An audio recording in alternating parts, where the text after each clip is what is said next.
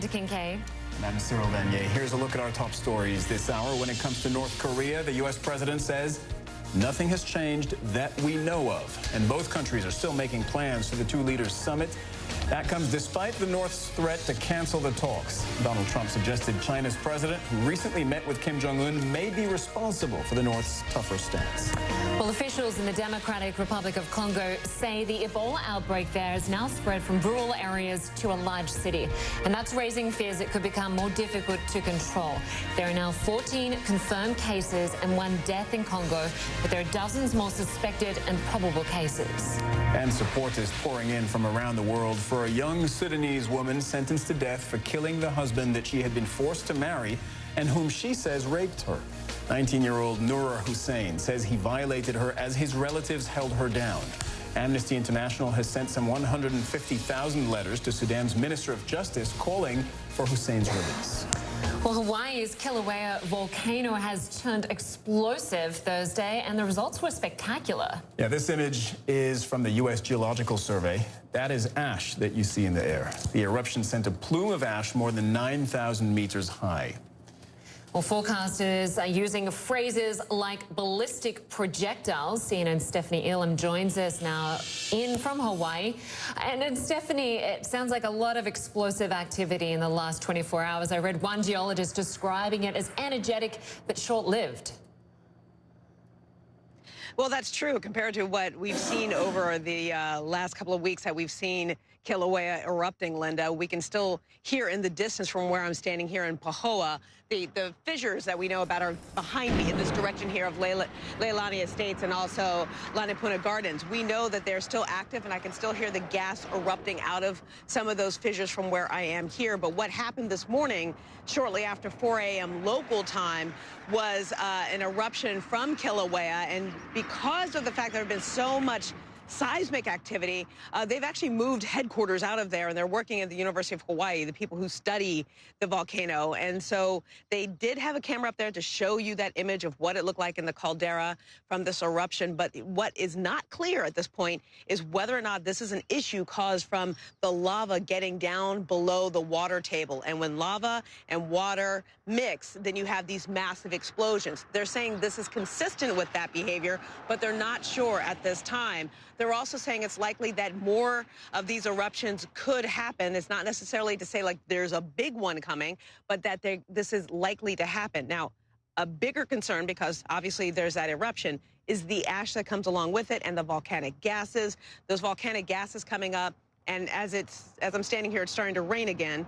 When that mixes with the rain, it creates something called fog, and when that rain comes down, it can become acid rain. And that's not really an issue when you're just standing here. It's more of an issue because it can make metals leach into water, and a lot of people have their own water tanks in their homes here. So it's more of a condition that they're worried about people having their water supplies poisoned because of that. So there are conditions about that, and also the air quality. The gas is very strong. It takes your breath away, and for people who are older, younger people, respiratory issues, it can cause a lot of problems. Lynda and Cyril. Hey, Stephanie, look, help me connect what I'm seeing on the screen right now, which are these huge plumes of ash, and the fact that you're standing on the ground, and, you know, you seem to be okay. So how are people there reacting, and just how dangerous is it for you guys where you are? It's worth pointing out, and I appreciate that question, Cyril, because this is a very localized part of the Big Island. This is not affecting all of the Hawaiian Islands. This is affecting this part here. Now, obviously, if you're going to have a plume going up some 30,000 feet, that's going to affect more people when it comes down. I think the rain, from what I understand, helped contain that blowing ash across the island.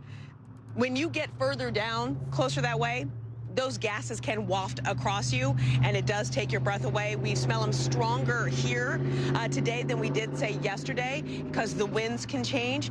That's an issue. Everyone here has gas masks. You see a lot of the residents who are going in to check on their property, they have gas masks as well, so that they can get closer to their property, because it's just too difficult to breathe, and it's dangerous. It can be deadly if you get too much of it. All right. Stephanie Elam reporting from Hawaii. Thank you very much for the info from the ground.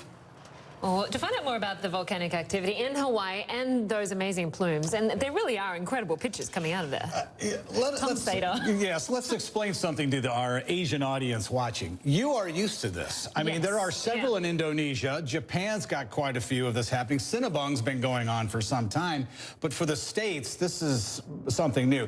And really, they're pouring a lot of technology into this. Three-dimensional camera work and some of the angles we're seeing. The question is the lava level. It's dropped so low, it may have dropped below the water level, but there's so much debris inside that main chamber that it's creating more pressure. This may not be the last one. So that's something to understand, but we'll talk about it. Only 5% of the Hawaiian Islands are dealing with this. So this area has been evacuated. We've talked about the plume, but again, this is the most violent eruption that we have seen yet. But again, it may not be the last because there is a lot of landslides. There's a lot of debris that has been going down and jamming the bottom of that caldera. So even if the lava level is just below, it takes the right interaction with that to create an explosion and, of course, that steam-driven eruption. So let's talk about what we have been seeing. Again, the debris that's falling 9,000 kilometers up into the sky, 9 kilometers that is, not 9,000, 30,000 feet, and it may drop ash about a centimeter. So it's not a big deal when you talk about the area that's been evacuated.